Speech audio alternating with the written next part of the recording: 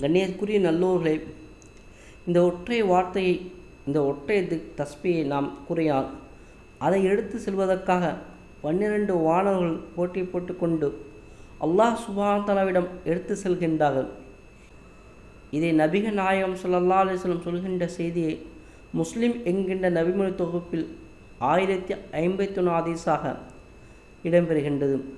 அனஸ் ரலியல்லாஹு அன்ஹு அறிவிக்கின்றார்கள், ஒரு மனிதர் மூச்சிறைக்க விரைந்து வந்து தொழுகை வரிசை சேர்ந்து அல்ஹம்துலில்லாஹி ஹம்தன் கசீரன் தையிபன் முபாரக்கன் ஃபீஹி, அல்ஹம்துலில்லாஹி ஹம்தன் கசீரன் தையிபன் முபாரக்கன் ஃபீஹி, தூய்மையும் வளமும் வாய்ந்த அதிகமான புகழ் அனைத்தும் அல்லாஹ்வுக்கே உரியது என கூறினார்.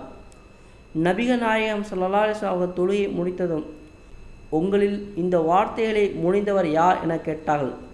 மக்கள் பதிலளிக்காமல் அமைதியாக இருந்தார்கள். மீண்டும் நபிகள் நாயகம் ஸல்லல்லாஹு அலைஹி வஸல்லம் அவர்கள், உங்களில் இந்த வார்த்தையை முனைந்தவர் யார்? அவர் தவறான ஒன்றையும் சொல்லவில்லை என்று கூறினார்கள். உடனே அந்த மனிதன், நாயகமே, நான் மூச்சிறைக்க வந்து தொழுகையில் சேர்ந்தேன், ஆகவே இவ்வாறு சொன்னேன் என பதில் அளித்தார்.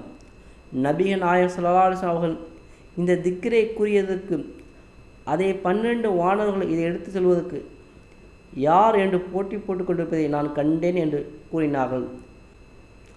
நாம் இந்த திக்ரியை அதிகம் ஓதி அல்லாஹ்வுடைய அருளை பெறுவோம் இன்ஷா அல்லாஹ்.